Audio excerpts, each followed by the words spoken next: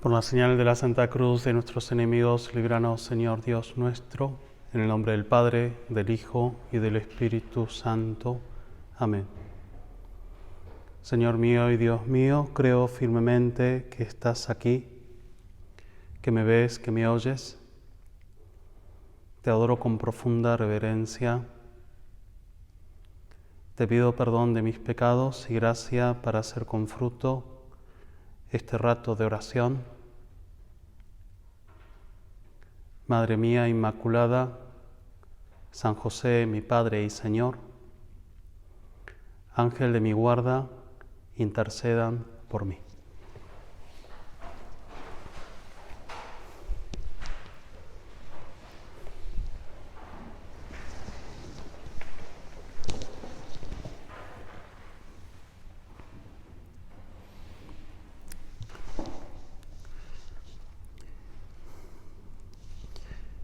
En esta meditación, por la fecha, hay muchas cosas que vamos a comentar. En primer lugar, porque me lo pidió explícitamente, comentar que estamos en la víspera del cumpleaños del director de esta santa casa, Damián, así que vamos a rezar por él y sus intenciones. También porque hoy es el aniversario de la elección del Papa Francisco, ya es el 8º aniversario y también, obviamente, nos unimos a sus intenciones y rezamos por su persona, por su salud. Pero el tema de la meditación que te propongo tiene más que ver con la liturgia, porque mañana vamos a celebrar el domingo llamado el Domingo Letare, que es un domingo, cuarto domingo del tiempo de Cuaresma, en el que la Iglesia nos invita a considerar la verdadera alegría de la esperanza en el Señor.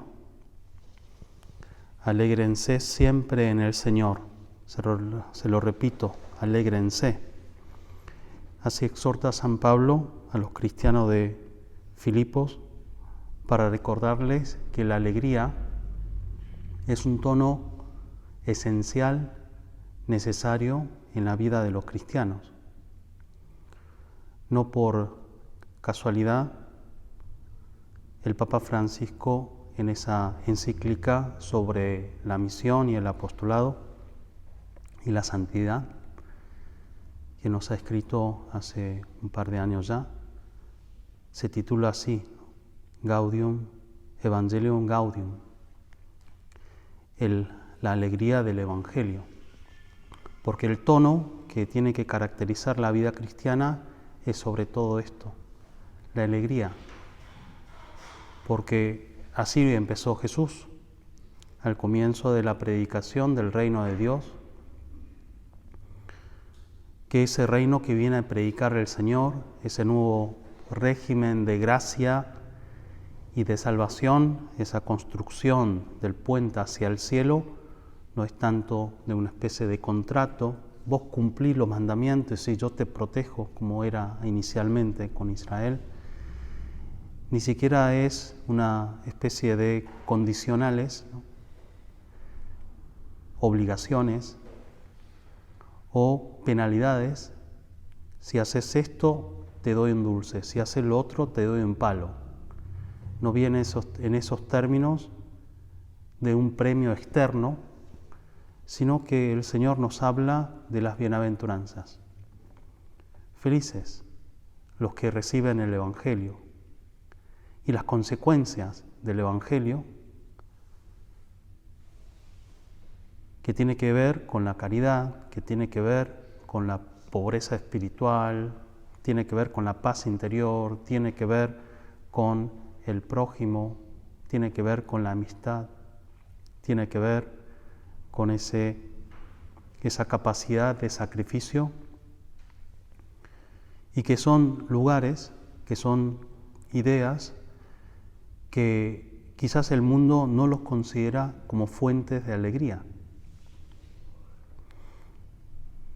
Por eso es importante escuchar la invitación de la Iglesia de conseguir la alegría, porque es una realidad muy como confundida y podría decirse también muy atacada, porque todos queremos ser felices, queremos vivir esa alegría, pero el mundo ha manchado, ha confundido ese concepto de la alegría con la mera diversión, la alegría con el poder o la alegría con el placer.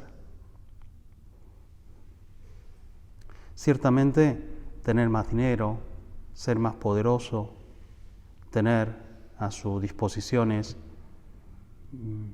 muchos bienes, muchas personas que te hacen caso, puede que te dé una sensación de estar alegre, pero es de experiencia universal que esas alegrías superficiales o alegrías materiales tienen siempre una limitación. Y que el corazón humano no miente sobre este tema, porque es así, es de experiencia universal, que todos nuestros corazones, todos los hombres, coincidimos con que lo que nos llena a nosotros es el amor. Y es el amor de Dios, y es el amor al prójimo. Por eso, para estar alegre, para estar contentos verdaderamente, es importante que siempre estemos en un contexto de búsqueda, de encuentro. El egoísmo termina siendo fuente de tristeza. Nos ponemos tristes en la medida en que estamos aislados de los demás. La soledad provoca un vacío, y un vacío que no se puede llenar ni con diversiones ni con placeres materiales. Por eso Jesús, cuando nos dice que Él quiere ser nuestro amigo, que quiere entrar en nuestra intimidad, que la idea de Dios que tenía quizás los pueblos antiguos, el mismo Israel, ¿no?, en esa como revelación progresiva de entender a un Dios omnipotente, a un Dios único, a un Dios creador, providente, está todo muy bien, sobre todo, pero Jesús sobre todo nos quiere decir que ese Dios nuestro es un Dios que viene a nuestro encuentro y que quiere tener esa intimidad con nosotros, que quiere ser nuestro amigo. Y nos lo encontramos. Y esa es la experiencia espiritual del encuentro con Jesús. Y es también el consejo, se entiende en ese contexto, el consejo de los santos, en que si estás triste, ora. La oración es fuente de alegría. Por eso tiene mucho sentido también que unamos la alegría que buscamos a todos los mensajes que la Iglesia nos dio en este tiempo de Cuaresma.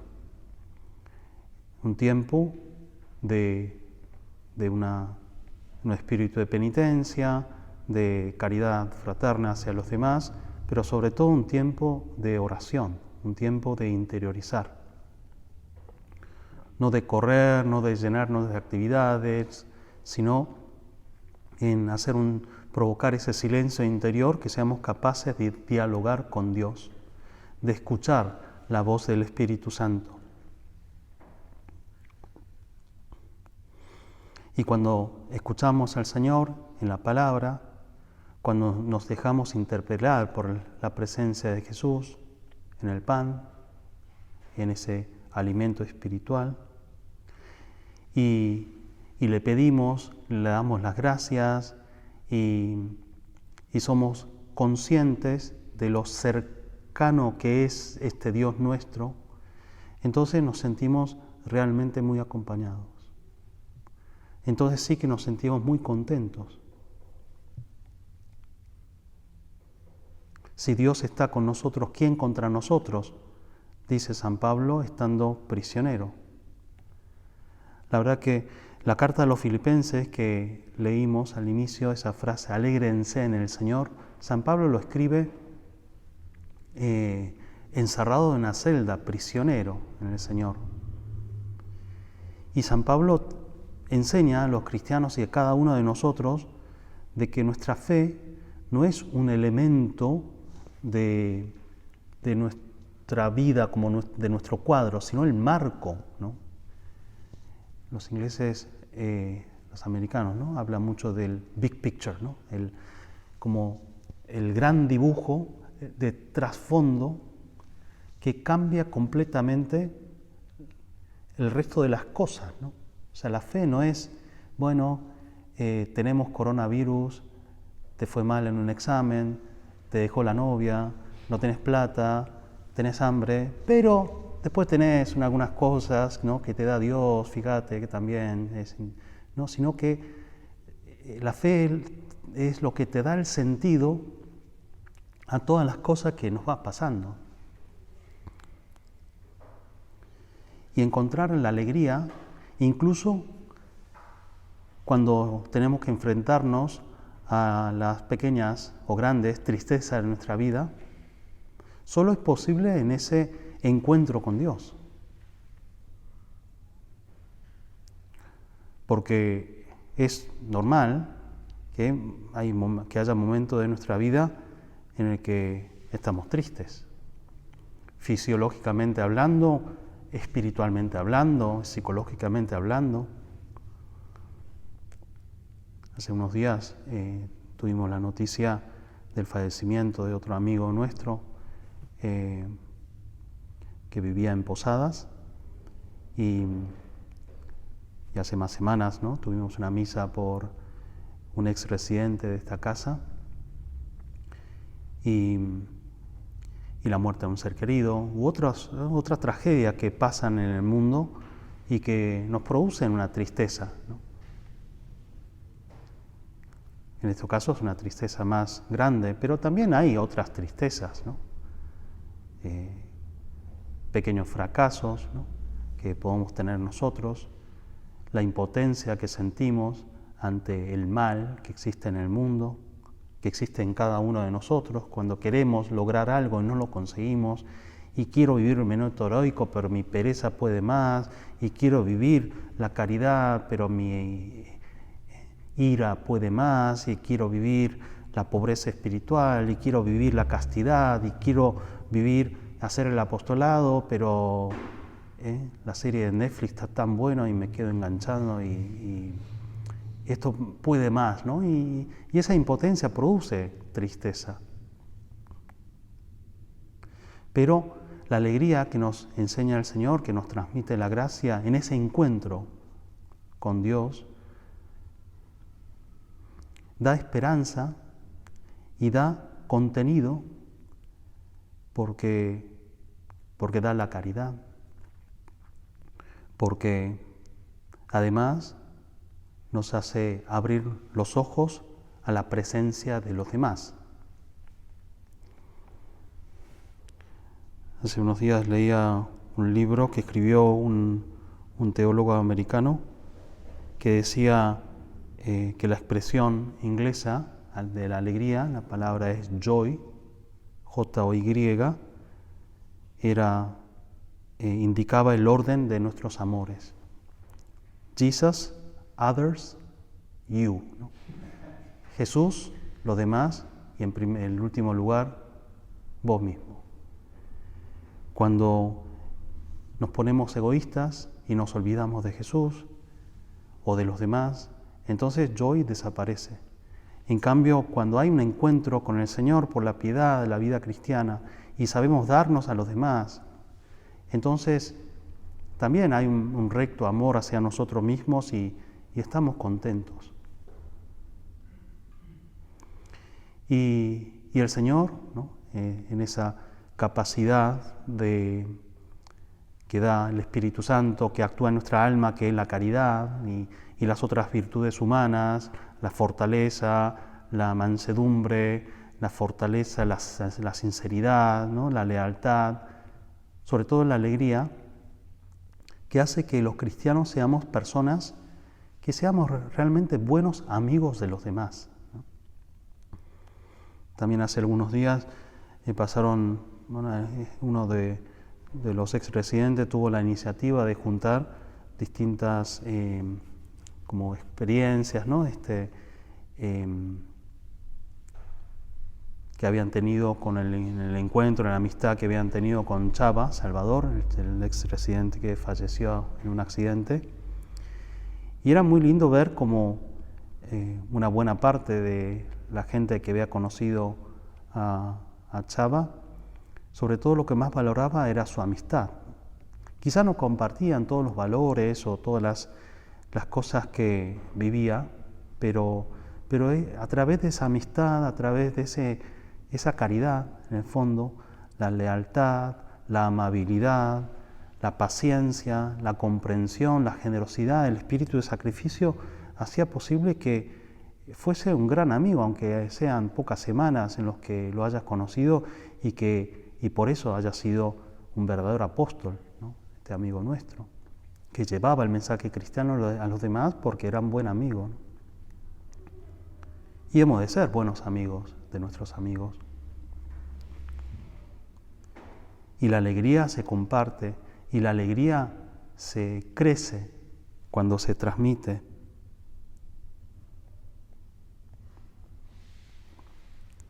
El infierno es el colmo de la soledad y la ausencia absoluta de amistad de cualquier tipo. Y en lo contrario, el cielo es la amistad en su plenitud.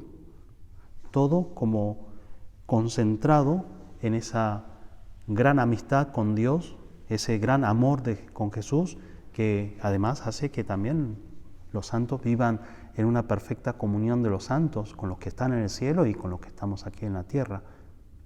Y la vida de la gracia es un adelanto por el que somos capaces de vivir ese tono de amistad para compartir nuestros amores y para ser muy felices con los demás.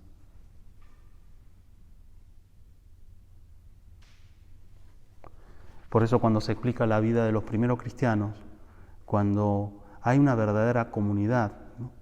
Que comenzando desde esa iglesia doméstica que es las familias cristianas y todos los grupos, ¿no? Las comunidades que formamos a lo largo de nuestra vida, tiene que caracterizarse por ese tono de la alegría, de esa amistad sincera, del interés por el otro, de esa paciencia, de esa fortaleza, de esa caridad.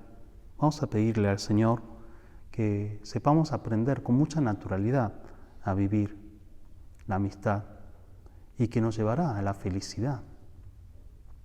Todos pensamos, ¿no? Una imagen de la felicidad. Agarrar a un chico de jardín de infantes y decir, dibujame o contame un poquito tu idea de la felicidad. Lo que se le ocurrirá es un grupo de amigos, ¿no? Su familia, compartiendo una mesa, intentando hacer algo por los demás.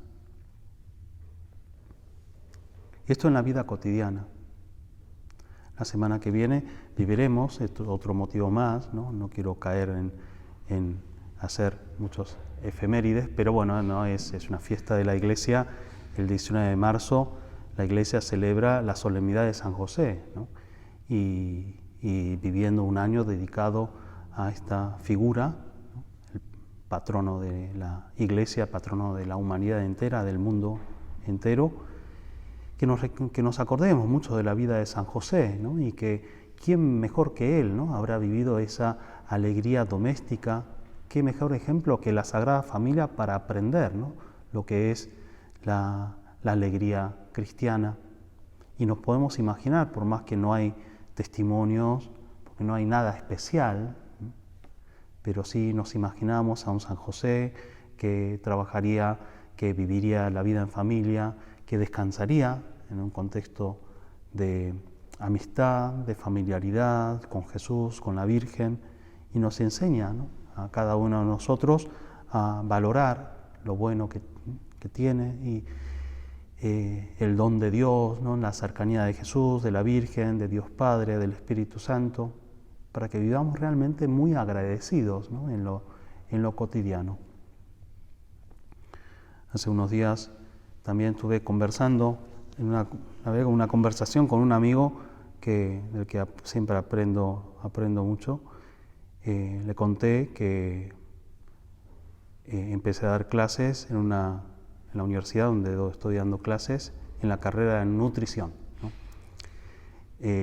Por mi peso pensaba que yo no cualificaba para ser su profesor porque no soy ningún buen ejemplo para los alumnos de nutrición, pero hay algún aspecto hay cosas que podemos discutir, que podemos aprender, ¿no? Desde también una visión cristiana de lo que significa el hecho de la nutrición, de la alimentación, hablando un poquito del veganismo, ¿no? Es un amigo que es un gran cocinero, un amante de la cocina japonesa, y bueno, yo también me gustan mucho todas las comidas orientales, todas, ¿no? Me encanta la comida japonesa, la comida china, la tailandesa, la comida indonesa, de lo mejor que hay, comida coreana, obviamente. También algunos residentes de esta casa comparten esa afición conmigo, aunque no es universal, ¿no? No es para nada unánime ese gusto. Esto se demostró la semana pasada cuando cociné gusano de seda que nadie quiso compartir. Entonces hablábamos, es el veganismo. La verdad que tengo que dar una clase sobre el veganismo desde un punto de vista ético y teológico, y me tengo que informar y también escuchar opiniones de los demás. Y una cosa me decía con mucho sentido común, el cocinero de cocina japonesa, lo que me decía: mira, me parece que desde un punto de vista ético, la alimentación sobre todo hay que ir por el lado de cuál es la actitud del comensal con respecto a la comida en sí, ¿no? Entonces, porque los veganos, sin ánimo de criticar la gente que sea vegana o vegetariana o lo que fuera, lo que en el fondo quieren es definirse a sí mismo por su propia alimentación, ¿no? Es decir, yo elijo comer esto, ¿no? Es como un acto de propia identidad personal, cosa que no está mal. O sea, hay gente que lo hace y adelante, que hagan lo que quieran, ¿no? Pero hablando de él, que es un gran defensor de la comida japonesa y de las comidas orientales en general, que los orientales en general tenemos como una actitud de reverencia ante la misma comida, porque la comida es un don, ¿no? Que nadie se siente con derecho a producir tu propia identidad con la comida. La comida viene dada, ¿no? Viene dada. Y vos tenés con tus palitos también, ¿no? Esa es la diferencia de la comida occidental y la comida oriental. La occidental, vos vas con el cuchillo. Entonces, primero sos violento porque usás el cuchillo. Y después actuás sobre la comida, es decir, es tu comida, ¿no? Entonces, ahí estás, ¿no? Te cortás y después lo masticás. En cambio, los orientales, usamos palitos, ¿no? Entonces, no podemos elaborar la comida, simplemente lo que podés hacer es juntar, ¿no? Unir. Entonces, es un acto social por antonomasia la alimentación con los palitos, ¿no? Entonces, además del discurso de los palitos y la conveniencia social y lo bueno que tienen palitos, si alguien quiere aprender a usar los palitos, después le doy clases particulares. Pero es muy interesante porque habla mucho de esto, ¿no? Ante las cosas que tenemos nosotros en nuestra vida, ¿no? Nuestra familia, la carrera, tus capacidades, ¿no? Tu comida. En el fondo, hablando de la comida, también es cierto, ¿no? O sea, nadie come lo que quiere en realidad. La gente come primero lo que te prepara tu madre, después lo que te vende en el supermercado de la esquina. O sea, después, la sociedad es la que te alimenta, los demás. Entonces uno llega a la comida sobre todo con una actitud de agradecimiento. Y cosa que te hace feliz, ¿no? el que sabe agradecer, ¿no? Y qué bueno, ¿no? Y uno puede hacerse una gran lista de cosas, ¿no? Por lo que uno puede estar y tiene que estar agradecido. Y cuando haces sobre la oración, te invito un día por la mañana, no sé, a hacer la oración de la mañana, hacerte una lista de las cosas por las que quiero estar agradecido, ¿no? Desde el aire que respiro hasta otras 24 horas que el Señor te regaló, y tu familia, y tus amigos, y tus planes, tus proyectos, ¿no? Y tu carrera profesional, y tantas cosas, ¿no? que tenés en tu haber. El Señor, obviamente, la gracia de Dios, la Eucaristía, la Virgen María, y las acciones de gracias serán suficientes para prácticamente acabar toda tu oración de la mañana, ¿no? ¿Cuántas cosas que tenemos para agradecer? El que es agradecido vive feliz, ¿no? Porque te das cuenta de todo lo bueno que es el Señor.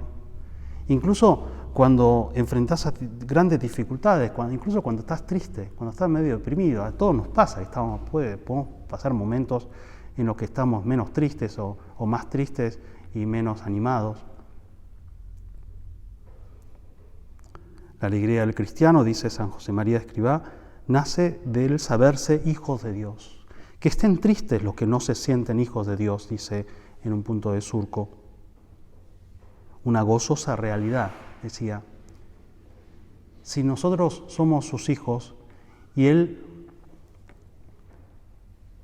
hará lo imposible, los milagros que haga falta para que nuestra vida termine no como una tragedia, sino como una historia de aventura. Y como toda historia de aventura, tiene un final feliz. Entonces los vaivenes no importan tanto. Es más, es lo que termina enriqueciendo la misma historia. La narración de mi propia vida es interesante porque tiene sus sombras, porque tiene sus dificultades, porque tiene sus sinsabores y amarguras, porque el fin es la unión con Dios. El fin es nuestra propia felicidad.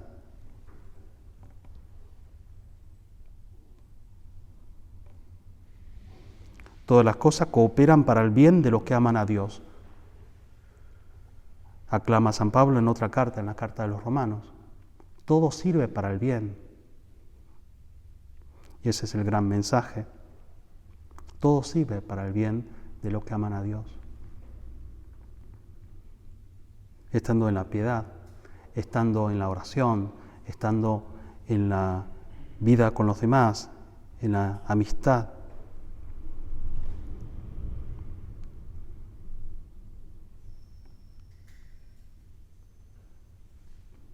También decía San José María que la tristeza es aliada del enemigo. No se refiere a un estado de ánimo, sino a esas complicaciones interiores. Cuando empezás a darle vueltas, ¿no?, a las propias miserias, ¿no?, al pasado. En ese sentido, una buena confesión es fuente de una gran alegría, porque ponemos punto y aparte, o punto final, ¿no?, a ese mal, y no nos quedamos, ¿no?, chapoteando en la miseria, ¿no? Está bien, me equivoqué. Siempre nuestros pecados terminan provocando una tristeza de nuestra parte, porque el mal, de alguna forma que nosotros actuamos, deja su huella en nuestras almas. El tiempo de Cuaresma, como tiempo de preparación para la Semana Santa, es un tiempo muy bueno, ¿no?, para que nos preparemos a una buena confesión y que es fuente de una gran alegría. Y te invito a que vuelvas a probar la alegría de la confesión. Quizás si no estás habituada a una confesión frecuente, cuesta, da un poco de vergüenza, da un poquito también de pereza, hacer examen de conciencia, hacer propósito de enmienda, ir a buscar a un sacerdote, un confesor y cumplir con la penitencia, pero siempre nos llena de una gran paz. y el Señor nos está diciendo, bueno, vida nueva, ¿no? Vida nueva, gracia nueva, siempre en un contexto de una búsqueda de una felicidad que tenemos que transmitir mucho a los demás. Una vez, un amigo eclesiástico del fundador de la obra le preguntó al fundador del Opus Dei si los chicos que venían por el Opus Dei hacían el voto de la alegría, porque era el tono que le había llamado la atención. Y él le explicó que no hay un voto especial, ¿sí? Pero sí que es la cualidad, ¿no?, del buen cristiano. Así como el cristiano que no reza, el cristiano que no trabaja, el cristiano que es egoísta es un absurdo, el cristiano que no es alegre también es un absurdo. Buen momento para ese examen y también para pedir por la intercesión de Santa María y de San José que sepamos vivir la alegría verdadera y que la transmitamos mucho a los demás.